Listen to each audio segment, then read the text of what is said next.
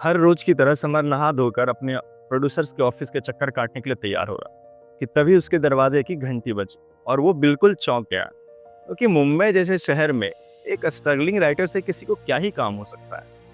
वो हड़बड़ाता हुआ दरवाजे की ओर बढ़ा, तो जैसे ही दरवाजा खोला तो सामने प्रीत खड़ी। प्रीत ये समर की गर्लफ्रेंड है और ये दोनों एक दूसरे को पिछले 5 सालों से जानते हैं। और इनकी शादी नहीं होने की वजह समर खुद था, क्योंकि इसको लगता है कि शादी के बाद प्यार कहीं दुनियादारी की जिम्मेदारियों के बीच में दबकर मर जाएगा। इससे पहले समर कुछ बोलता, प्रीत उससे कहने लगी कि यार कांडी हो गया है, पापा तो शादी को लेके मेरे पीछे ही पड़ गए हैं और इस वीकेंड तो हद ही हो गया। एक एक लड़का अपने परिवार के साथ मुझे देखने आने वाला है, तो इसीलिए मैं बहाना करके यहाँ भाग आई हूँ। और तुम जो ये सोचते हो ना कि बिना शादी किए जिंदगी भर साथ रहा जा सकता है, तो एक झूठे ख्वाब से ज्यादा कुछ भी नहीं है। समर थोड़ा मुस्कुराया और प्रीत का हाथ पकड़ के उसे अपने पास बिठाया और फिर उससे कहने लगा कि जब मैंने तुझे पहली बार कॉलेज में देखा था तो तुम भी किसी झूठे ख्वाब की तरह ही बेहद सुंदर और आउट ऑफ लीग लगी थी। अपनी बातों में मुझे मत उलझाओ राइटर साहब, ये तुम अपने प्रोड्यूसर्स के लिए बचा के रखो। और मैं तो कहती हूँ कि इसी वीकेंड जाकर शादी कर लेते हैं। अच्छा, तो मतलब मैनेजर साहिबा ने डेडलाइन फिक्स कर दिया है। बिल्कुल, इस सोमवार को जाकर हम कोर्ट में शादी कर लेते हैं। और जैसा कि हमेशा होता है, बचपन की तरह वीकेंड कब बीत गया पता ही नहीं चला। और अगले सोमवार दोनों नहा धोकर मंदिर पहुंच गए। पूजा कर कर वहां से रजिस्ट्रार ऑफिस के लिए निकल गए, जो कि फैमिली कोर्ट के कॉम्प्लेक्स में ही था। जैसे ही कैब में बैठे, दोनों के गले में माला और उनके चेहरे पे खुशी को देखते हुए कैब वाले भैया ने अपने किसी परिवार के हिस्से की बधाई इन्हें दे दी। और जब ये कैब से उतरने लगे तो उन्होंने किराया लेने से साफ मना कर दिया और बोला कि ये मेरी तरफ से तुम्हारी शादी का तोहफा है। दोनों जब रजिस्ट्रार ऑफिस में पहुंचे तो पता चला कि यहाँ बैठने वाले साहब अभी 2 घंटे के बाद आएंगे। और सरकारी दफ्तर का तो आपको पता ही है। तो समर ने प्रीत से कहा कि चलो तब तक हम फैमिली कोर्ट में बैठ जाते हैं, वहीं किसी केस की सुनवाई सुन लेंगे और फिर साथ में वहीं पे फॉर्म भी भर लूंगा। शादी करना जरूरी है क्या प्रीत? अपने कलम को रोकते हुए समर ने कहा। और सवाल के बदले एक और सवाल दागते हुए प्रीत ने उससे पूछा, क्यों? तुम्हें फिर से डर लग रहा है कि शादी के बाद हम दोनों के बीच में प्यार खत्म हो जाएगा? इन दोनों के इस सवाल की बुनियाद समर की उस पुरानी बात पे टिकी हुई थी। एक बार जिस रिश्ते में नमक हल्दी का चक्कर पड़ गया, उस रिश्ते का स्वाद एक ना एक दिन बिगड़ ही जाता है। समर ने कहा कि डर अपनी जगह पे है, लेकिन मुझे तुमसे प्यार करने के लिए किसी बंधन में बंधे रहने की जरूरत नहीं महसूस होती। और हाँ, इस बात का डर जरूर लगता है कि एक बार इस बात की गारंटी हो गई कि हम दोनों हमेशा साथ रहेंगे, तो कहीं हमारे जज्बात कमजोर ना पड़ जाएं। प्रीत धीरे से मुस्कुराई और समर का बाल सहलाते हुए बोली कि तुम खामखा परेशान हो रहे हो। तभी कोर्ट में एक 35-36 साल का जोड़ा 2 वकील के साथ दाखिल हुआ। समर उनकी ओर इशारा करते हुए प्रीत से बोला, इसलिए भी डरता हूँ कि तभी जज साहब आए और कोर्ट में केस की सुनवाई शुरू हो गई। पहले महिला की वकील ने बोलना शुरू किया, मिलॉर्ड, इनकी शादी को 5 साल हो गए हैं। इनकी शादी वैसे तो लव मैरिज हुई थी, लेकिन अब शादी में सिर्फ मैरिज बचा है। लव का पता नहीं कहाँ गुम हो गया। तो क्या सिर्फ इसलिए कि ये दोनों कभी एक दूसरे से प्यार करते थे, या फिर समाज क्या कहेगा इस डर से इस प्रेम विहीन रिश्ते की डोर को पकड़कर बैठे रहना जरूरी है? मेरी क्लाइंट चाहती हैं कि उन्हें इस रिश्ते से आज़ाद कर दिया जाए। वो अपने आप को प्यार करने का एक और मौका देना चाहती। इतना कहकर वो अपनी जगह पे बैठ गई। कोर्ट में चल रही सुनवाई को समर और प्रीत बड़े ध्यान से सुन रहे। अब बारी थी पुरुष की वकील। ये साहब कुछ 50+ के थे। चेहरे पे गंभीरता लेते हुए इन्होंने कहना शुरू किया कि जज साहब, लड़ाई किन 2 लोगों के बीच में नहीं होती है। अब 2 बर्तन एक साथ रहेंगे तो आवाज तो होगी ना। और वैसे इनकी शादी को भले 5 साल हुआ हो, लेकिन ये दोनों एक दूसरे को पिछले 12 सालों से जानते हैं। कॉलेज, कॉरपोरेट और परिवार, तीनों इन्होंने साथ में देखा। और कौन सी शादी एक जैसी चलती है? आप हमारी शादी को ही देख लीजिए।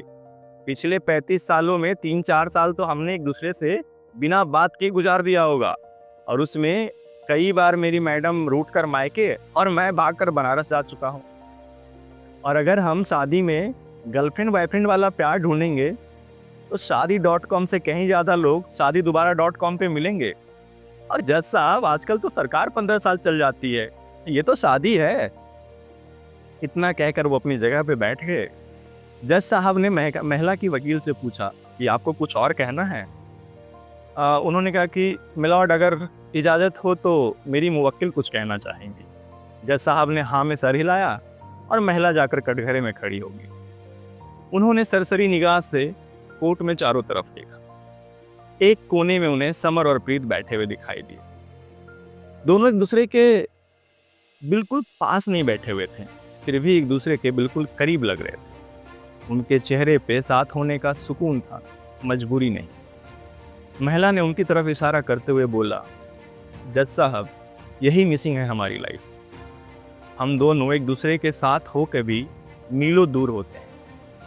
हम हर रोज एक ही बिस्तर पे सोते हैं, बस कहने को साथ। अब तो हमारे बिस्तर के सिलवटों के बीच में भी एक फासला है, क्योंकि शायद ये फासले हमारे जहन में घर कर गए। क्या सच्चाई से जीने की उम्मीद करना गलत है, या गलत है समाज के बनाए हुए बंधनों में बंध कर घुटते रहना? शादी के बाद न जाने प्यार शब्द को कहाँ दफना दिया जाता है, और जब कोई इसे ढूंढने की कोशिश करता है तो उसे अपने ही लोग ऐसे देखते हैं जैसे किसी अपराधी को। अब सबकी निगाहें जज साहब पर टिकी हुई। जज साहब वैसे तो तलाक के रोजाना कई मामले सुनते थे, लेकिन आपसी प्यार खत्म हो जाने की वजह से तलाक मांगने का ये पहला केस था। उनका वश चलता तो उस महिला को अभी इसी वक्त इस बंधन से आजाद कर दे, लेकिन भारतीय कानून के प्रावधान के हिसाब से उन्होंने इन्हें 6 महीने और साथ में रहने का आदेश दिया और अगले सुनवाई की डेट मुकर्रर कर दी, 2 नवंबर 2022। प्रीत समर को ध्यान से देख रही थी और मानो उससे पूछ रही हो कि क्या फैसला किया हमारे जज साहब ने। समर ने खामोशी को पहले अपनी मुस्कान से तोड़ा और फिर मुस्कुराते हुए बोला कि चलो हम दोनों भी एक दूसरे को 6 महीना देकर देखते हैं। अगर सब कुछ सही रहा तो फिर हम शादी कर लेंगे। अब जैसा कि होता है, अब प्रीत तो अपना नौकरी छोड़ के मुंबई आ नहीं सकती थी, तो राइटर साहब अपना सामान समेटकर झोला उठाए और हैदराबाद पहुंच गए। शहर बदला तो इनकी किस्मत भी बदली। इन्हें एक वहीं रामू सिटी में राइटर की नौकरी भी मिल गई। दोनों का जीवन सही चल रहा था। हाँ, कभी कभी इसके लिखने के बीच में प्रीत का शोर शामिल हो जाता, तो कभी खुद प्रीत की बाहें इसके कलम को रोक ली। इसी बीच इनका 6 महीना पूरे होने को आ गए। एक दिन प्रीत ऐसे ही इंस्टा स्क्रॉल कर रही थी, तुझे एक पोस्ट दिखाई दिया जो उसकी दोस्त माया का था, सेपरेटेड एंड फीलिंग अलाइव, जिसे देखकर वो बिल्कुल चौंक गई, क्योंकि माया वही लड़की थी जिसके प्यार के किस्से पूरे कॉलेज में मशहूर थे और ये समर के नमक हल्दी वाली बात से बिल्कुल इत्तेफाक नहीं रखती थी। उसमें पूरे पोस्ट में यही लिखा हुआ था कि शादी के बाद कैसे प्यार ओस की बूंदों की तरह गायब हो जाता है। लेकिन सबसे चौंकाने वाली बात थी पोस्ट की आखिरी 2 लाइन, जिसमें लिखा था कि कॉलेज के दिनों में मेरा एक दोस्त सही कहता था कि जिस रिश्ते में एक बार नमक हल्दी का चक्कर पड़ जाता है, उसका स्वाद एक ना एक दिन बिगड़ ही जाता है। समर मुंबई जाने के लिए तैयार हो रहा था, क्योंकि उस केस की सुनवाई को ये किसी भी हाल में मिस नहीं करना चाहता। उसने प्रीत से पूछा, पर वो किसी प्रोजेक्ट की डेडलाइन में बिजी थी, तो समर अकेला ही मुंबई के लिए निकल गया। सुबह जब वो कोर्ट पहुंचा तो बस केस की सुनवाई शुरू ही होने वाली थी। वो जाकर एक कोने में बैठ गया। जज साहब के आते ही कोर्ट की सुनवाई शुरू कर दी गई। जज साहब ने महिला के वकील से पूछा कि फिर क्या फैसला लिया आपके मुवक्किल ने। उन्होंने कहा मिलॉर्ड अगर इजाज़त हो तो आप उनसे क्यों नहीं पूछ लेते। महिला कटघरे में आई और बस इतना ही कहा कि जज साहब, जीवन में कुछ फासले इतने बढ़ जाते हैं कि समय भी उन्हें बांट नहीं पाता है। और वो जाकर अपनी जगह पे बैठ गई। अब बारी थी पुरुष के वकील की। तो आपने क्या सोचा है, क्या फैसला किया आपके मुवक्किल ने? जज साहब, कुछ नहीं, बस मैं 2 लाइनें कहना चाहता हूँ कि पिछले दिनों ना मैं दोबारा बनारस गया था, पर इस बार भाग कर नहीं गया था। इस बार मैं अपनी मर्जी से गया था। तो मुझे समझ में आया कि भाग कर जाने और स्वच्छंद होकर घूमने में क्या फ़र्क होता है। सुनकर जज साहब मुस्कुराने लगे और उन्होंने अपना फैसला सुना दिया। महिला के तलाक की अर्जी को स्वीकार कर लिया गया, जिसे सुनते ही समर मुस्कुराने लगा और वो कोर्ट के बाहर जाकर टैक्सी का इंतजार करने लगा। उसने टैक्सी के लिए हाथ दिया, एक टैक्सी रुकी और उसमें जाकर धप से बैठ गया। टैक्सी वाले भैया जैसे ही पीछे मुड़े कि कहाँ जाना है, तो दोनों एक दूसरे को देखकर चौंक गए। टैक्सी वाले भैया बोले, अरे भैया आप। तुमने बोला, अरे भैया आपको देख के लग रहा है कि आपकी शादीशुदा जिंदगी बढ़िया चल रही है। समर मुस्कुराया और बोला, भैया उस दिन हम लोग शादी करके नहीं लौट रहे, हम बस मंदिर से पूजा करके लौट रहे थे और हमारी शादी अभी तक नहीं हुई है और हम दोनों साथ भी हैं और खुश भी। समर ने प्रीत को फ़ोन लगाया और उससे पूछा, फिर मैनेजर साहिब ने क्या फ़ैसला लिया, ज़िंदगी कैसे बितानी है, वाटरफॉल या इज़ाइल वे में? प्रीत ने मुस्कुराते हुए बोला, बस प्यार में।